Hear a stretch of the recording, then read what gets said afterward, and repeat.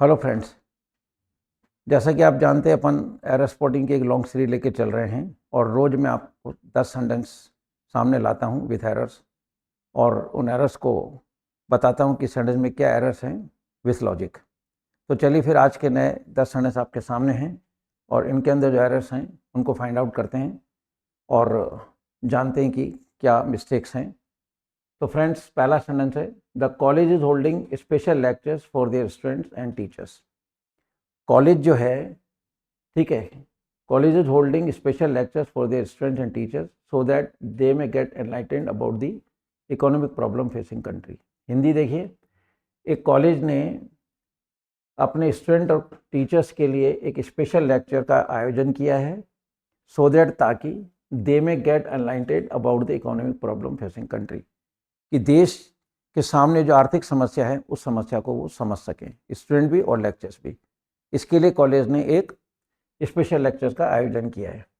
तो फ्रेंड्स, इसमें देखिए कॉलेज एक सिंगुलर बॉडी है, तो सिंगुलर बॉडी है तो इसके लिए यहाँ पे हमको देयर डिलीट करना है और इसकी जगह इट्स लगाना है, क्योंकि ये सिंगुलर बॉडी है तो देयर नहीं आएगा, देयर आता है प्लूरल के लिए। क्लियर? तो कॉलेज ने अपने स्टूडेंट और टीचर्स के लिए एक स्पेशल लेक्चर्स का आयोजन किया है सो दैट ताकि they may get enlightened about the economic problem facing country, कि हमारा देश जो आर्थिक समस्या से जूझ रहा है उस चीज़ को वो जान सकें कि ऐसा क्यों हो रहा है। सो आप देर को डिलीट करेंगे और इट्स लगा देंगे। After a brief appearance before the waiting crowd he whisked away to get governor chamber for the swearing in ceremony. Once again, after a brief appearance before the waiting crowd he whisked away to the governor chamber for the swearing in ceremony. Hindi देखिए, कोई मंत्री अभी नया नया चुना गया है, ठीक है, तो वो मंत्री के घर के बाहर एक भीड़ है, वो उसके दर्शन करना चाहती है, उसको देखना चाहती है, तो वो मंत्री की ड्यूटी बनती है, तो वो एक क्षण के लिए उस भीड़ के सामने आता है और गवर्नर के चैम्बर में चला जाता है शपथ ग्रहण समारोह में। तो आफ्टर ए ब्रीफ अपीयरेंस, एक झलक है ना, बिफोर द वेटिंग क्राउड, है ना, जो जो भीड़ इंतजार कर रही है उसको एक झलक वो दर्शन देता है, ही विस्ड अवे, और फुर्ती से चला जाता है गवर्नर के चैम्बर में शपथ ग्रहण समारोह के लिए। तो गवर्नर का चैम्बर, तो का के लिए यहाँ पे हम एपोस्ट्रोफ लगा देंगे, गवर्नर चैम्बर नहीं, गवर्नर्स चैम्बर। क्लियर? नेक्स्ट आता है Congress dissident and wide race among the opposition has mounted a big campaign to have the president renominated. Once again, Congress dissident and wide race among opposition has mounted a big campaign to have the president renominated. Hindi देखिए, Congress dissident कहते हैं कार्यकर्ता को, कांग्रेस के कार्यकर्ता and why rage among opposition, और जो विरोधी पार्टी है ओपोजिशन में भारी रोष है, वाइड रेज का मतलब भारी रोष है, इन दोनों ने मिलके एक अभियान शुरू किया है, एक अभियान चालू किया है टू हैव द प्रेसिडेंट री नॉमिनेटेड, कि प्रेसिडेंट का मतलब है प्रेसिडेंट का चुनाव दोबारा कराया जाए। तो ये दो पार्टियां मिल गई हैं, तो जब दो पार्टी होते हैं तो सब्जेक्ट प्लूरल है, तो यहाँ पे हम हैव करेंगे, हैड हटा देंगे। क्लियर? क्योंकि एंड से जब दो सब्जेक्ट जुड़ते हैं तो हमेशा हेल्पिंग और प्लूरल आता है। जैसे राम एंड श्याम तो आर आएगा, ना कि इज आएगा। सेम कंडीशन यहाँ है। नेक्स्ट चलते हैं, they had have been in my condition they would have felt miserable and thought of committing suicide. ठीक है, had they have been in my condition they would have felt miserable and thought of committing suicide। Hindi देखिए, had they have been in my condition, अगर वो मेरी हालत में होते, यानी उनकी हालत मेरे जैसी होती, they would have felt miserable, तो वो बहुत ज़्यादा मतलब दयनीय हालत में होते, and thought of committing suicide, और शायद वो आत्महत्या की भी सोच लेते। हिंदी क्या है? ये कंडीशनल सेंटेंस है फ्रेंड्स, ठीक है। कंडीशनल सेंटेंस में had they have been in my condition, कोई व्यक्ति कह रहा है कि मेरे साथ बहुत ज़्यादा मतलब बुरा हो रहा है, अगर मेरी जगह वे लोग मेरी जगह होते, had they have been in my condition, अगर उनकी हालत मेरे जैसी होती, they would have felt miserable, तो वो बहुत दयनीय हालत में होते, बहुत मतलब जो है टेंशन में होते, and thought of committing suicide, और शायद वो सुसाइड की सोच लेते। फ्रेंड्स, ये कंडीशनल सेंटेंस है। कंडीशनल सेंटेंस में अगर हैड बाहर आता है तो हैड के साथ थर्ड फॉर्म आएगी, तो हम ये हैव हटा के यहाँ पे हैड कर देंगे, तो सेंटेंस बनेगा हैड दे हैड। ये कंडीशनल सेंटेंस का एक सेंटेंस है। ठीक है, क्या ध्यान रखना होता है, यहाँ जो हेड बाहर आ रहा है ये इफ़ का भी काम कर रहा है और हेड का भी काम कर रहा है। इसकी हिंदी करोगे तो दोनों सेंटेंस के एंड में तय शब्द आएगा। अगर वो मेरी हालत में होते तो वो सुसाइड करने की सोचते, ये हिंदी है इसकी। इसको मेरी टर्मिनोलॉजी में कहते हैं ताता वाला वाक्य। यदि के बाद दो सेंटेंस आएंगे, दोनों के एंड में ताता आएगा। यदि तुम मेहनत करते तो पास हो जाते। तो यदि के बाद जब भी दोनों वाक्यों के एंड में तय शब्द आ जाए तो आपको यदि वाला वाक्य हेड प्लस थर्ड फॉर्म में रखना है और बिना यदि वाला would have plus third form में रखना है। तो यहाँ हेड बाहर कर दिया, ये हेड इफ़ का भी काम कर रहा है, हेड का भी काम कर रहा है। और you know well that head के साथ थर्ड फॉर्म आती है, तो हैव डिलीट करेंगे, हेड लगा देंगे। Now this one is right. Next, the secretary of the workers union remarked that the present government is so selfish that it cares very little about solving anyone's else problems.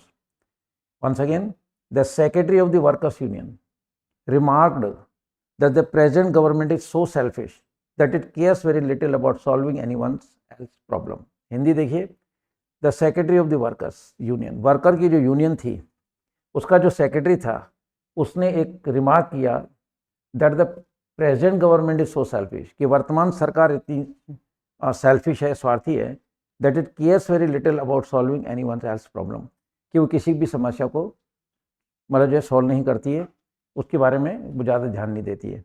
Friends, यहाँ पर हिंदी के हिसाब से ये apostrophe S delete करेंगे और ये apostrophe S else के बाद लगाएंगे, तो यह हो जाएगा, ये हो जाएगा any one else problem, else में एपोस्ट्रोफ एस लगेगा, ये हिंदी के हिसाब से। क्लियर? नेक्स्ट चलते हैं। द रिसेंट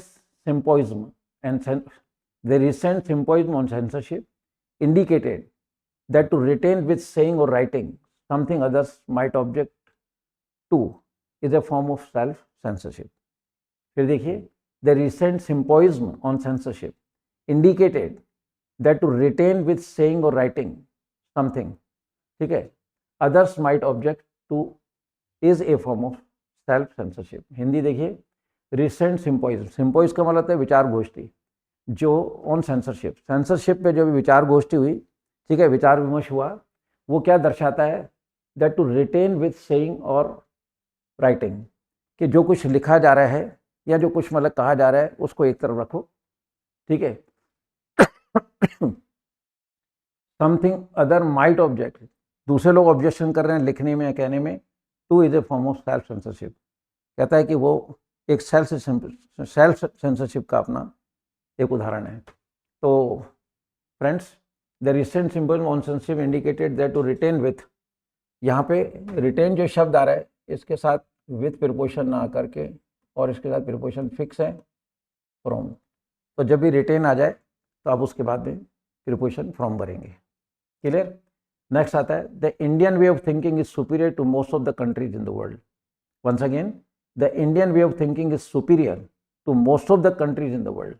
कहते हैं the Indian way of thinking is most superior, भारतीयों के सोचने का तरीका ज़्यादा अच्छा है, to most of the countries in the world, पूरे विश्व के अंदर दूसरी कंट्रीज़ के सोचने के तरीके से। फ्रेंड्स, जब हम दो चीज़ की तुलना करते हैं तो यहाँ जो कंपैरिजन हो रहा है वो हो रहा है थिंकिंग का। The Indian way of thinking is superior to most of the countries in the world. तो थिंकिंग का जब अगर दो चीज़ की जब तुलना होती है तो वो शब्द दो बार आता है, तो यहाँ तो दो बार आता है, नहीं तो फिर उसकी जगह हम दैट ऑफ लगा सकते हैं। तो यहाँ पे टू के बाद टू दैट ऑफ आ जाएगा,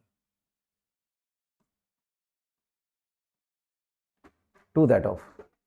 ठीक है, या तो दोबारा लिखो वे ऑफ थिंकिंग, और अगर रिपीट नहीं करना चाहते हैं तो उसकी जगह दैट ऑफ लगा दिया जाता है, तो यहाँ पे दैट ऑफ आ जाएगा और सेंटेंस राइट हो जाएगा।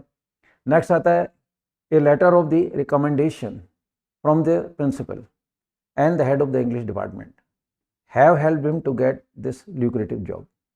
Once again, I'll go through the sentence. A letter of the recommendation from the principal and head of the English department have helped him to get this lucrative job. Hindi है, एक letter है, उसको recommend किया है, ठीक है, किसने? Principal ने और इंग्लिश डिपार्टमेंट के एचओडी ने, यानी उस लेटर पे दोनों ने साइन किए हैं, रेकमेंड किया है।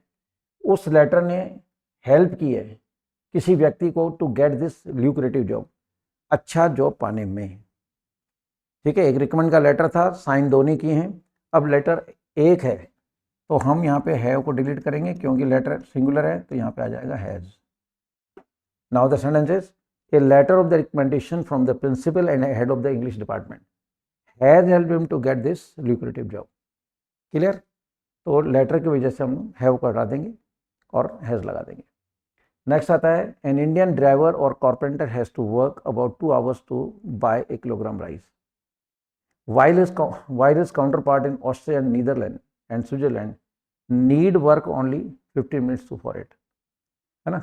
देखिए, an Indian driver or a carpenter has to work about 2 hours to buy kilogram of rice while his counterpart in Austria, the Netherlands and Switzerland need work only 15 minutes for it। हिंदी देखिए, an Indian driver और carpenter has to work about 2 hours to buy a kilogram of rice. कहता है एक Indian driver है या एक carpenter है, उसको अगर 1 किलो चावल खरीदने हैं तो उसको 2 घंटे मेहनत करनी पड़ती है। 2 घंटे काम करेगा तब उसको 1 किलो चावल के पैसे मिलेंगे। Clear? While his counter part in Australia, लेकिन हम दूसरी तरफ देखते हैं ऑस्ट्रिया में, नीदरलैंड में, स्विट्जरलैंड में need work only 15 minutes for it. वहाँ 15 मिनट काम कीजिए तो आपको 1 किलो चावल के पैसे मिल जाएंगे। यानी करेंसी डिफरेंस का मामला है सारा। या 2 घंटे काम करोगे तो आपको मान लीजिए, मान लो चावल 50 रुपये किलो है तो आपको 50 रुपये मिलेंगे 2 घंटे काम करने के बाद। क्लियर? और इन 3 कंट्रीज में चले आइए, 15 मिनट्स काम करो तो वहाँ पे आपको 1 किलो चावल के पैसे मिल जाएंगे। तो करेंसी डिफरेंस का मामला है ये। तो देखिए यहाँ पे बात चल रही है यहाँ पे, ठीक है ना, इसकी कि काम करने वाली बात है, तो यहाँ नीड में हमको एस लगाना पड़ेगा, है ना। While his counterpart in Austria, Netherlands and Sweden needs work, एक आदमी की बात चल रही है ना, एक आदमी काम कर रहा है, तो ये प्रेजेंट इंडेफिनिट टेंस का सिंपल सेंटेंस है, needs work only 15 minutes for it. Now the sentence right and the very last sentence before you, like most young women living at homes I can not rely about my ideas or what I really feel to my parents. Once again, like most young women living at homes I cannot or really talk about my ideas or what I really feel to my parents। Hindi, like most young women living at home, कहता है अधिकतर जो औरतें हैं young women वो अपने घरों पे रहती हैं, कहता है उनके बारे में I can't really talk about my ideas, कि मैं सोच नहीं पा रहा हूँ और व्हाट आई रियली फील, और ना मैं फील कर पाता हूँ टू माई पेरेंट्स, जिस तरह मेरे पेरेंट्स घर पे रहते हैं। तो फ्रेंड्स इसके अंदर like young women living at home, home में से ऐसा हट जाएगा, घर शब्द है ना कि घरों, तो इसमें से ऐसा हटा दीजिए, आपका सेंटेंस राइट हो जाएगा। तो friends, these were the 10 sentences of today with errors, and I just let you know that कि इसमें क्या एरर्स हैं और किस लिए हैं। ठीक है, तो आई होप सो कि आप इस प्रोग्राम को मतलब एंजॉय करिए और 2-3 बार इन वीडियोस को देखिए, ताकि आने वाले टाइम में whenever you start speaking or writing something, so these type of mistakes may not be repeated by you. So with these words I should say goodbye to all of you. Jai Hind.